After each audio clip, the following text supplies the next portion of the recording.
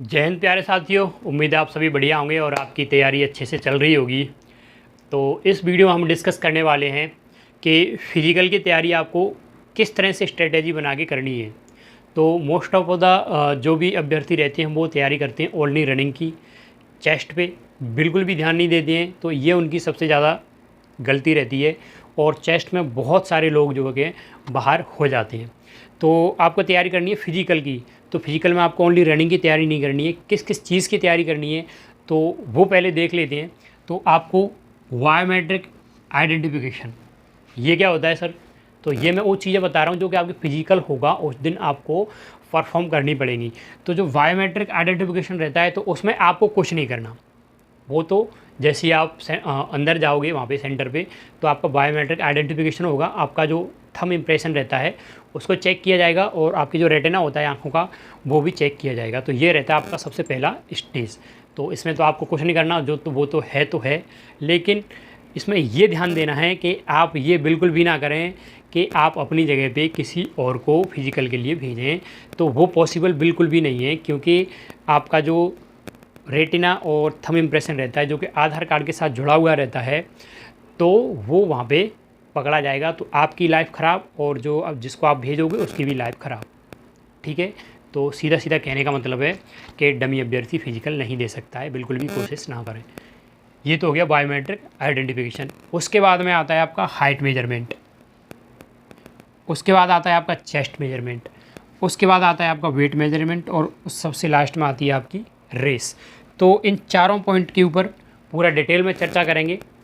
ठीक है, तो उससे पहले वीडियो को लाइक कर लो और चैनल को सब्सक्राइब कर लो अगर अभी तक सब्सक्राइब नहीं किया है तो, जिससे कि आपको वीडियोज़ का अपडेट मिलते रहें। ठीक है, तो पहले हम बात करते हैं हाइट के लिए। तो आई थिंक आपको पता होगा कि हाइट कितनी चाहिए। तो हाइट मैं जनरल की बात कर रहा हूँ, अदर कैटेगरीज़ के लिए थोड़ी छूट भी हो सकती है क्या, वैसे है 4 से 5 सेंटीमीटर की। तो जनरल के लिए और ओबीसी के लिए है 168 सेंटीमीटर का क्राइटेरिया। ठीक है, तो अगर आपकी इतनी हाइट है या फिर इससे 1-2 सेंटीमीटर कम है तो कोशिश करो रनिंग वगैरह करो, उससे थोड़ा इम्पैक्ट पड़ता है हाइट पे, है ना। तो बायोमेट्रिक आइडेंटिफिकेशन के बाद जस्ट होगी आपका हाइट मेजरमेंट होगा, जो कि आपकी मिनिमम इतनी होनी चाहिए। उसके बाद होता है फिर आपका चेस्ट मेजरमेंट तीसरी स्टेज पे। चेस्ट कितना होना चाहिए? चेस्ट होना चाहिए आपका 81 सेंटीमीटर और उसके साथ 5 सेंटीमीटर का होना चाहिए फुलाव। 5 सेंटीमीटर का क्या होना चाहिए? फुलाव। अब जो तैयारी कर रहे हैं उनको तो पता है, लेकिन जो तैयारी नहीं कर रहे हैं तो उनको थोड़ा डाउट रहता है सर ये फुलाव क्या होता है। तो भाई होता क्या है कि वो यहाँ पे लगाएंगे फीता और नाप लेंगे सीधा कितना बैठ रहा है, 81 ऐसे लगाया। फिर उसके बाद आपको बोलेंगे कि सांस अंदर करो ऐसे। तो उससे क्या होगा, आपका सीना फूलेगा। तो वो आपको ज़्यादा से ज़्यादा फुलाना है और मिनिमम कितना फुलाना है? मिनिमम फुलाना है 5 सेंटीमीटर।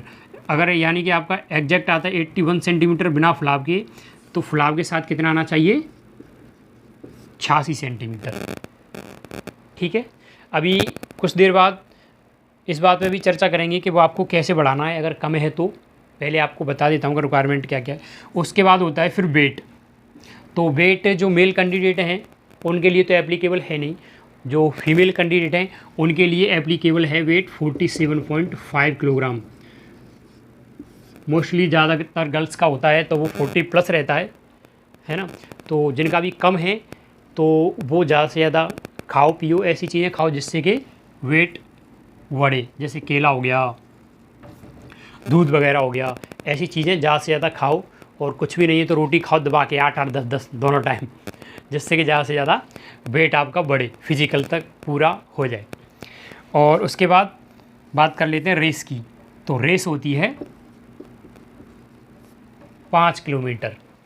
टाइम कितना रहता है? 25 मिनट मेल के लिए और आई थिंक 30 मिनट फीमेल के लिए। 30 या 35 है शायद, वो है फीमेल के लिए।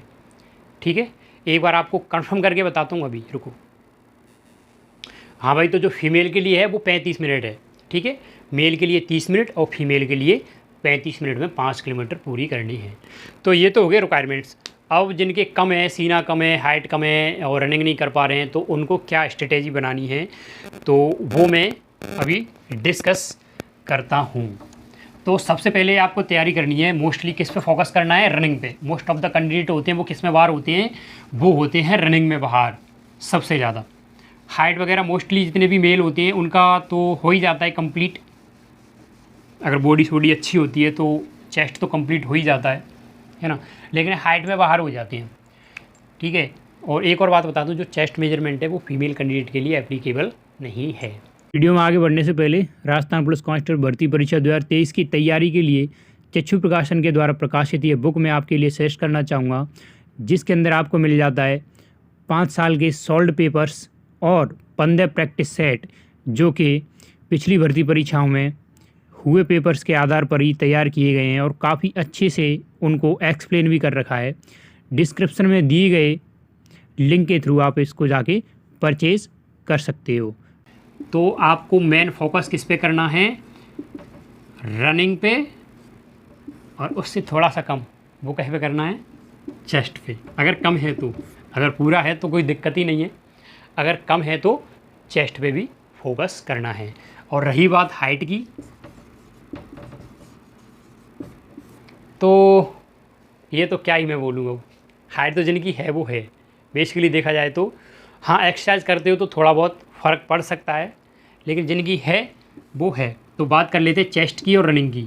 इनको तो आप इम्प्रूव कर ही सकते हो। चलो हाइट आपकी बात की आपके बस की नहीं है, आपकी हाथ की बात नहीं है, तो इनको तो आप इम्प्रूव कर ही सकते हो। तो रनिंग की आपको स्ट्रेटेजी कैसे बनानी है, रनिंग की आपको स्ट्रेटेजी बनानी है, जैसे कि आप आज से शुरू कर रहे हो तो पहले कोशिश करो कि मैं आज जाऊंगा और अपनी रनिंग स्टार्ट करूंगा और 5 मिनट तक बिल्कुल भी रुकूंगा नहीं।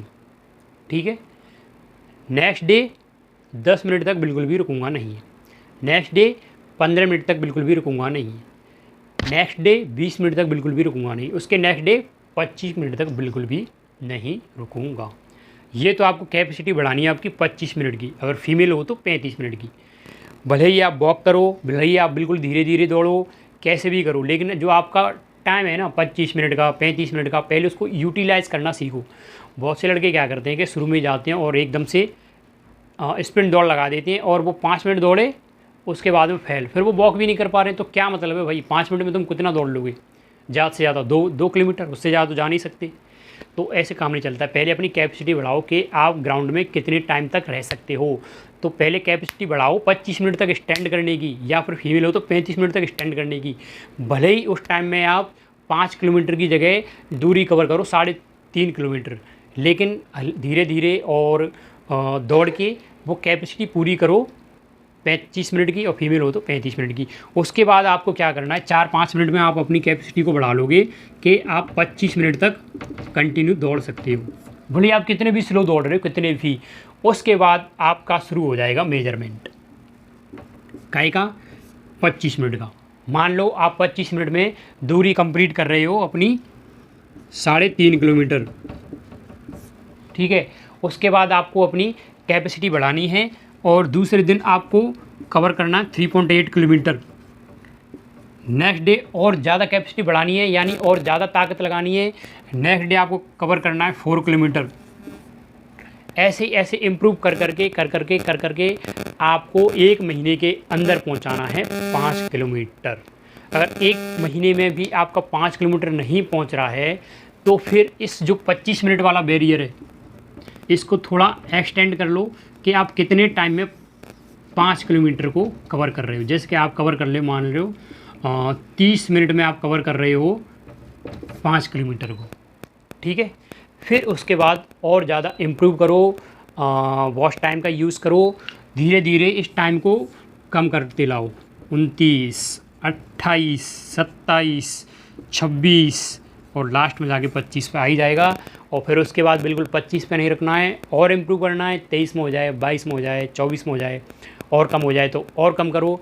क्योंकि जैसी कंडीशंस यहाँ पे रहती है जब हम घर पे प्रैक्टिस करते हैं, वो कंडीशंस आपको वहाँ पे ग्राउंड में नहीं मिलने वाली है। उसके पीछे रीज़न क्या है, आपको फिजिकल के लिए बुला लिया और मान लो आपका नंबर आ रहा है शाम तक, तो फिर वहाँ पे आप खाना भी नहीं खाते हो। क्योंकि खाना इसलिए नहीं खाते हो कि क्या पता कब नंबर आ जाए हमारे बैच का। अगर आप खाना खा के दौड़ोगे तो आपको वॉमिटिंग हो सकती है, पेट में दर्द हो सकता है। ठीक है, तो आपको अपने को ज़्यादा से ज़्यादा स्ट्रॉन्ग बनाना है फिज़िकल के लिए, ठीक है। क्योंकि जब मेरा फिज़िकल हुआ था तो मैं जब तैयारी करता था तो मॉर्निंग में जाता था आराम से, अनार वनार खाए, बादाम वादाम खाए और चल दिए। बढ़िया मौसम रहता था सुबह सुबह 5 बजे, और जाके और 5 किलोमीटर लगाया। अरे निकल गई 24 मिनट में, 23.5 मिनट में, बड़े बढ़िया यार, सही दौड़ निकल गई हमारी। लेकिन जब ग्राउंड में नंबर आया तो हमारी एंट्री हुई थी मॉर्निंग में 4 बजे। ये देखो तुम, 4 AM पे एंट्री हो रही है बंदे की, और दौड़ में कब नंबर आ रहा है पता है?